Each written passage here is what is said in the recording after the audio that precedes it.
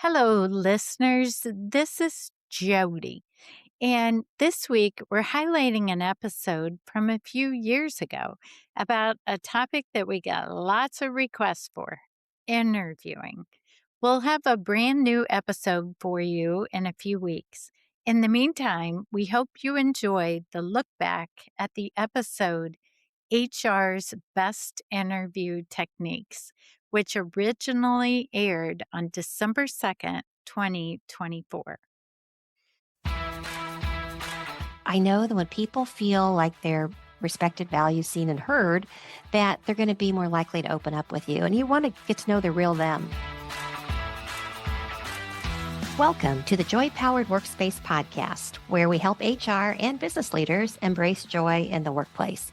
I'm Susan White, owner of Susan Tinder White Consulting, an HR consulting practice. Joining me is my co-host and very good friend, JoDee Curtis, owner of Purple Ink, a large-scale HR firm that I'm an executive collaborator with. We devoted a Joy Powered Workspace podcast episode to interviewing that was entitled Interview Hacking back in September of 2018, where we talked about interviewing as a candidate and also as an employer. In that episode, we talk about different interviewing formats, about being careful to ask legal questions, and the importance of remembering the candidates are evaluating us as much as we are evaluating them during the entire candidate experience. So, in this episode, we're going a little different direction. We want to focus on interviewing best practices that we've gathered from our personal experience with over 70 years of combined hiring experience. I know, Jody, to make you choke. Yeah. I didn't give the exact number, but it's over 70 years of combined hiring experience in large, medium, and small organizations. We both have career coached hundreds of job candidates, which I think has given us insights into the candidate experience. And to go broader than just our own headspace on this topic, we conducted an informal survey with our network to learn what other experts believe are some of the best interviewing questions that we can be asking job candidates to figure out if they are the right person for the job. So let's start out by talking about an article in hraddict.com that was posted October 12th, 2023, entitled 10 Best Interviewing Techniques for Employers, written by Mike Daly. JoDee, I looked at all of these, and I really do think these are good things for us all to keep in mind. Whether you're a business leader listening today or an HR professional, let's think about how we are conducting our interviews. So why don't we go back and forth and talk about each one of these? Do you want to kick it off for us? Sure. So, number one is to listen actively, staying present, both physically, emotionally, and mentally in the moment, which isn't always easy to do. Sometimes you think early on, oh, I'm not sure this is the right person, and Mhm. easy to check out a bit. So, It is. Or you've got other appointments going on that day, or this is like the 12th person you've interviewed. Yeah. yeah. But you owe it to yourself, to your organization, and that individual, I think, to stay present. And it's exhausting. Yeah. Great, excellent way to start us out. The second thing that Daly mentions is make sure you're asking open ended questions. I do think we in HR are good at this. We do know that we want the person to open up, and we're not there to tell, we're there to learn and to understand. We're going to give you some examples of good open ended questions before this episode is over. Number three is to be consistent. And I have to admit, I struggle with this one. I understand the importance of it, that we ask the same questions to every candidate for the same job. And that's about being fair and equitable and, just consistent throughout the process.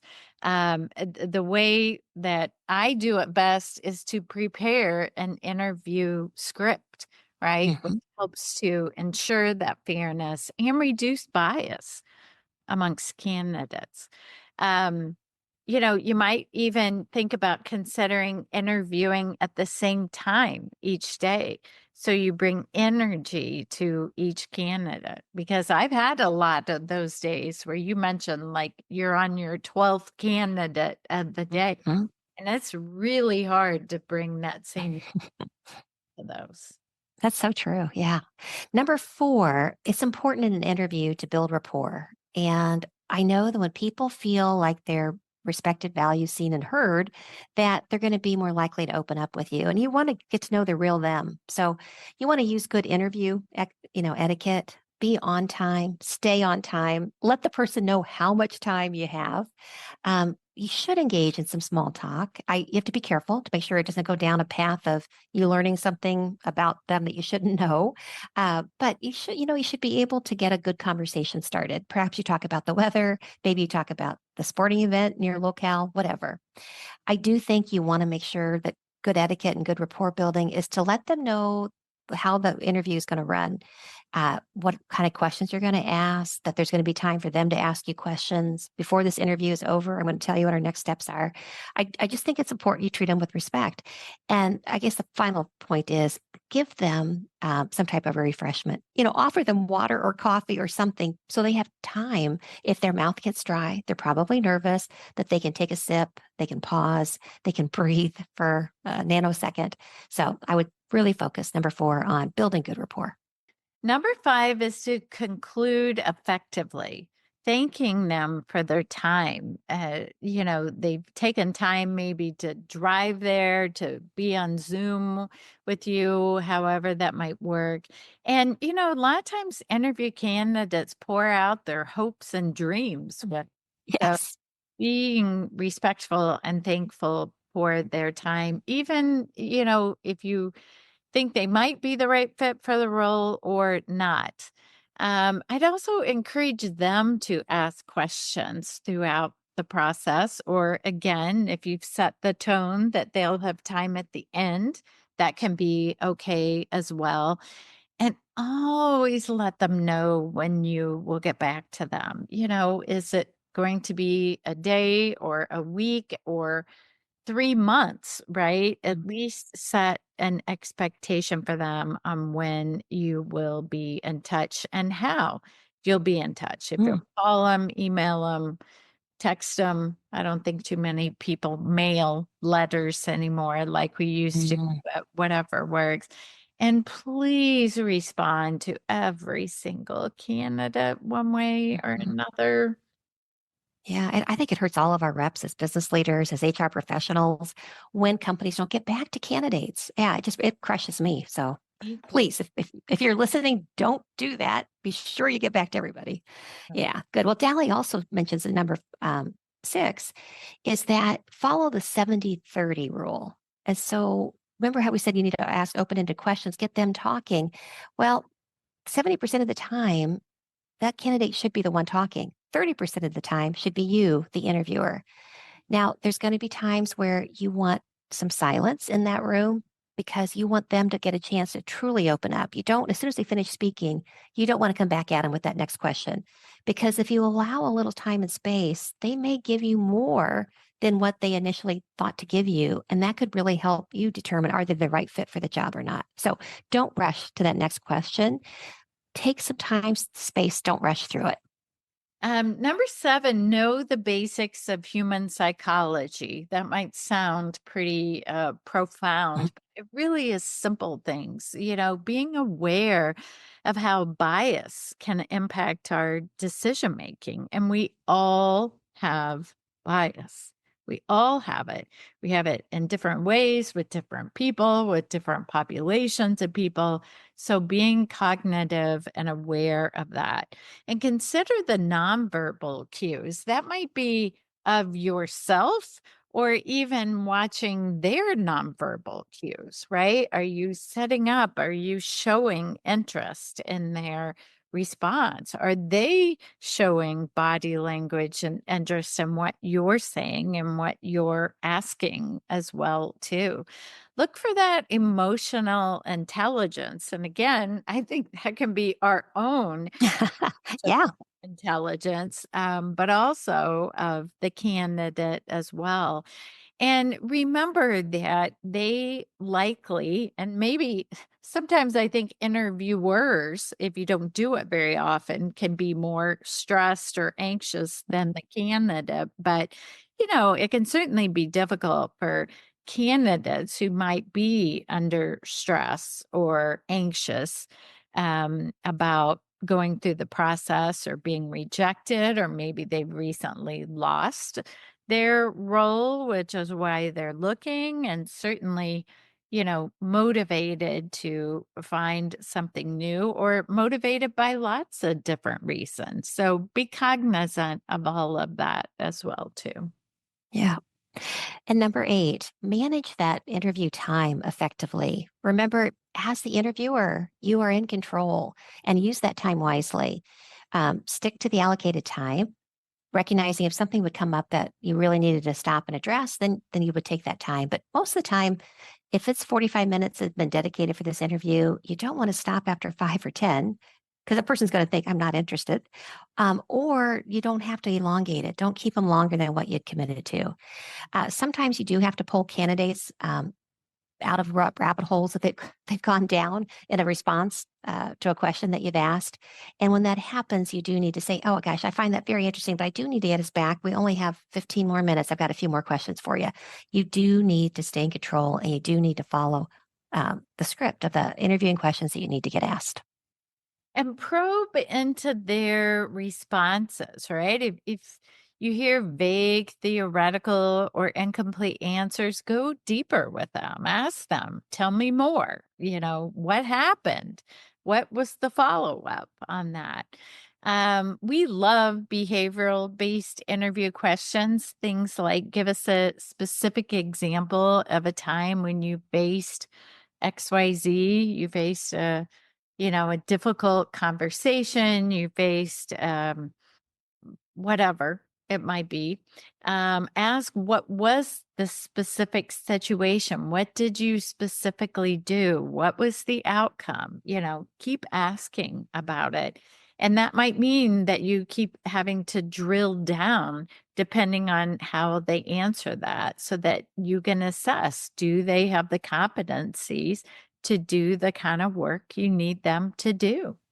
Yeah, absolutely. And Dally, in his article, made number 10 seek those specific examples. And as a reminder to many of you that are listening, the STAR approach is still the best way to get to a behavioral interviewing response. And that is explain the S is the situation, the T is what was the task that needed to be completed, A, what specific action did you take, and R, what were the results? So, easy way to remember how to structure a behavioral interviewing question. Okay, those were the 10 tips.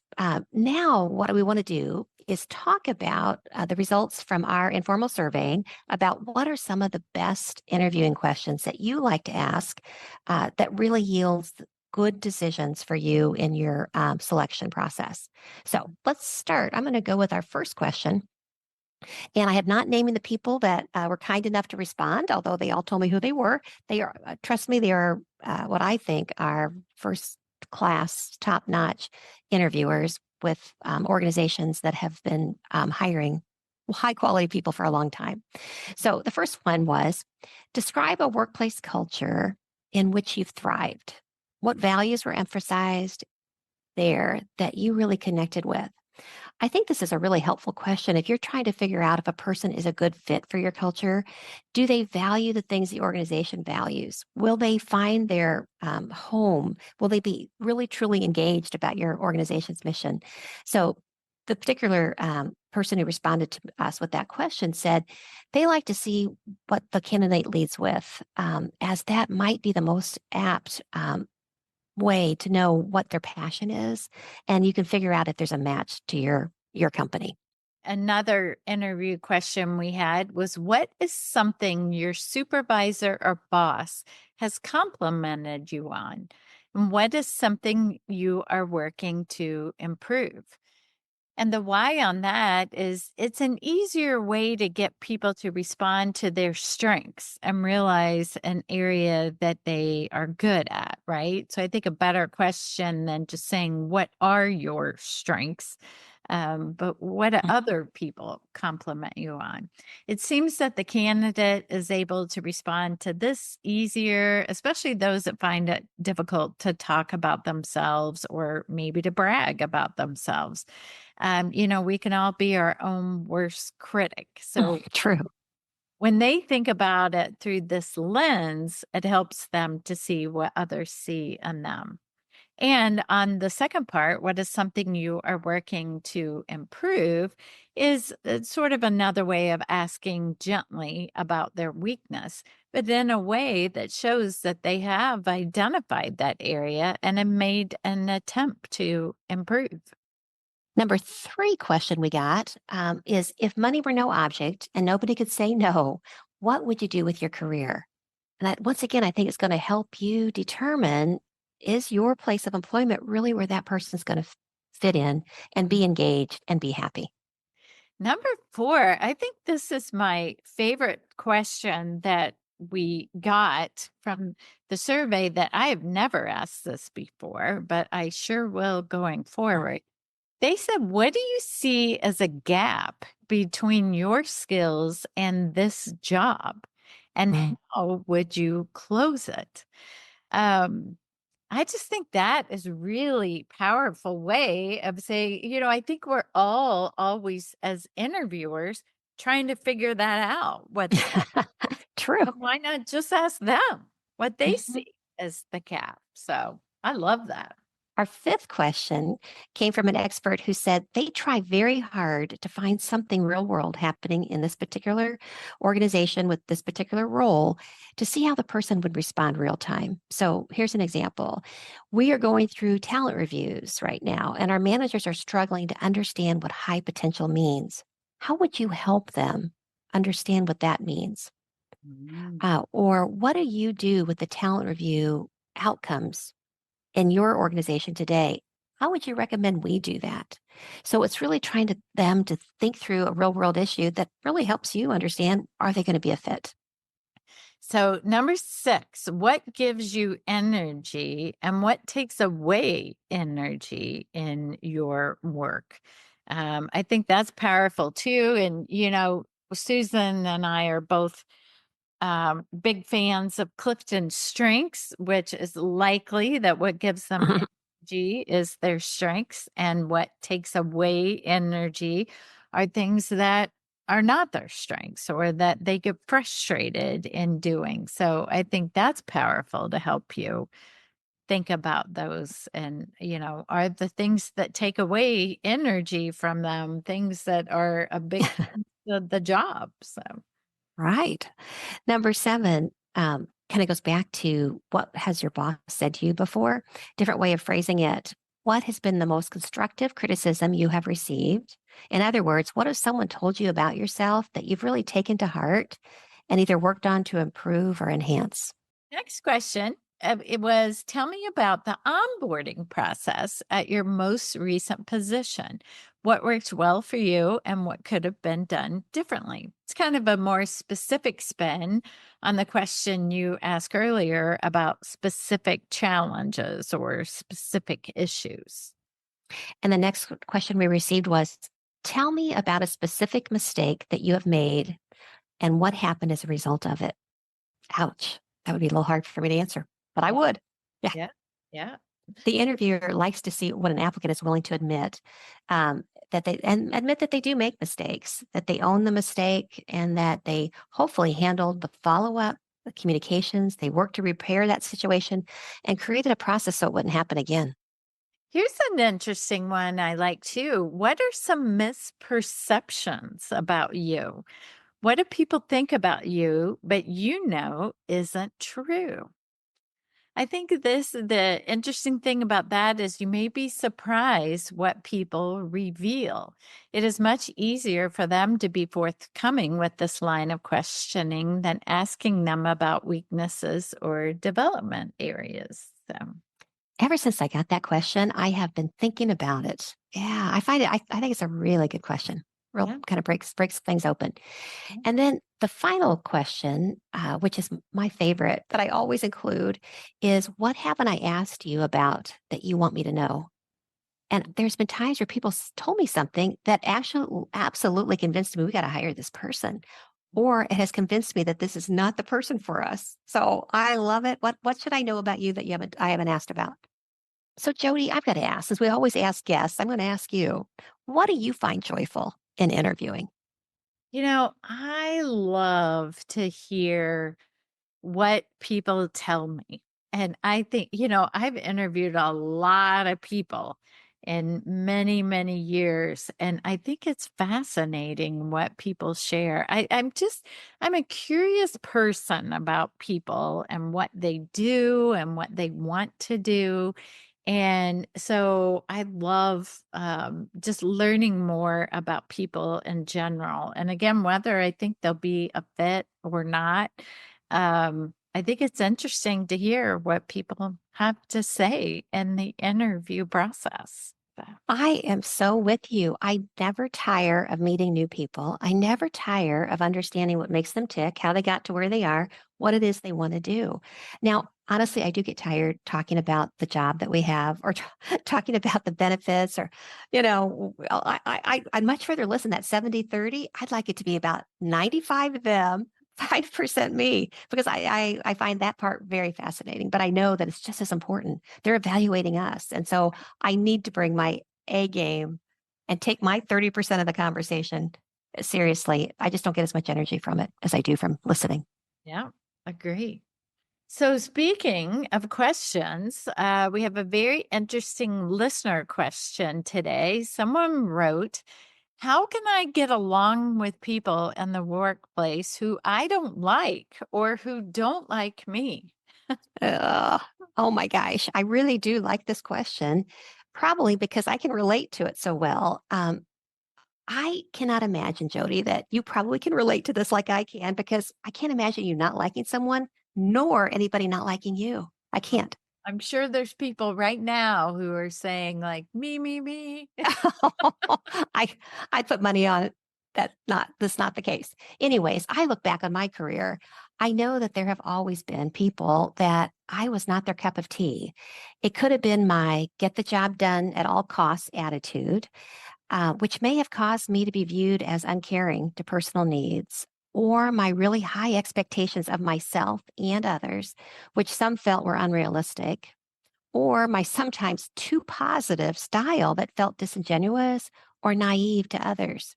So I've got a lot of reasons out there people may not like me in the world of work. But on the other side of this question, there have been very few people that I haven't liked in the places that I have worked. From early on, if I had a chance to get to know someone, I almost always find something about them that I like. Even if they've got things that I don't particularly care for, there's something in there that I like. Um, Now, even people who that were not fans of mine, I still found things in them I admired. So, my suggestions for this listener, for those you don't like, and for those who don't like you, my advice is really the same. First of all, challenge yourself to spend time with that person and get to know them at the human level. Mhm. What made them the way they are? I'm hoping you're going to find something in there to appreciate, if not like. And the same is true for them. I'm hoping by spending more time with you that they can find something to relate to you on and maybe even begin to like you. Mhm. My second Love that. suggestion is consider being even more transparent by having a relationship reset conversation when it's necessary. That might sound something like, I know we got off on the wrong foot with each other. I'd love to do a start over. And there are times where conflict is there and you need to work with somebody, put it on the table, see if you can't do a restart. They may turn you down, but I'm going to try. And then I guess my third piece of advice, if those two things don't work for you, is that accept that you may never like this person or they may never like you. But as they're in your work sphere, you make the mental commitment to respect the work that they do. Be kind in your interactions, but recognize they aren't going to look to you for emotional support or enjoyment. And you're not going to be looking for them for that either. And Mhm. then get back to work. Yeah. Yeah. I love it. I think that is great advice for you. That the first one you said about challenging yourself to spend time with that person. In early in my career, or specifically my first 9 years as an auditor, it seemed like we were always switching offices. We would Mm. get, our the partner in the firm or somebody who was in charge of seating as people would come and go, we were always moving around. And I can remember several times during that period that I thought, oh, I hope I don't have to share an office or share a cubicle with this person. And inevitably, I'd get put with them. And Mm, by the time we were in that same office, I had more respect and liked that person better than ever. And I think it was kind of being forced to get along with them, right? That we were mhm. going to be sharing an office. And I don't know that if I was intentional about saying, I'm going to look for something I like in you, or I know I wouldn't have ever at that point said, I want to understand your strengths or something. Right. But I always came out of the deal really enjoying the person that I was kind of forced to work with and get to know. And I think that's good for us too, I do. even though It made it wasn't my choice per se, I Mhm. made it work. So, I can remember a couple of long road trips I had to go on with a couple of people. I went on a lot of road trips. And the couple of these people, I just didn't care for at all. I can't believe I'm going to be in a car for, let's just say, 4 hours there and 4 hours back or whatever. yeah, Both times I can remember at the end of the trip, I liked whatever it was in there that we related to each other on. yeah, And it was really hard saying goodbye. And I remember thinking, wow, that's because I've spent real quality time with that person. So listener, I hope it works for you. me too. Me too. So it's time for In the News, Jody. The Office of Disability Employment Policy issued a news brief on October 3rd, 2024, introducing JANS, and our listeners will recall that's the U.S. Job Accommodation Network, new Situations and Solutions Accommodations Finder. This wonderful new tool enables all of us, employers, HR professionals, caregivers, people with disabilities, to search through real life examples of job accommodations that it's going to enable people with disabilities to perform work and keep jobs with, in most cases, simple, inexpensive adjustments or tools. This is a free database where you can search by disability, by limitation, or occupation to get job accommodation guidance to meet the need. We Nice. will include a link to this news brief as well as a link to the finder in our show notes. Anything we can do to make employing more people with disabilities, the better for our organizations, for our people, and for the world. Well, thanks for tuning in today and make it a joy powered day. Thank you. If you like the show, please tell a few friends about us and let us know what you thought by leaving us a rating or review on Apple Podcasts or wherever you're listening right now. Become a Joy Powered member to get extras like early access to episodes, video versions of the episodes, bonus episodes, and even more. Learn more at patreon.com/joypowered. You spell Patreon, Patreon. So it's patreon.com/joypowered. You can find more information on our podcast, books, blogs, and more at getjoypowered.com. We're at JoyPowered on Instagram, LinkedIn, and Facebook. And you can email us via joypowered@gmail.com. Make it a joy-powered day.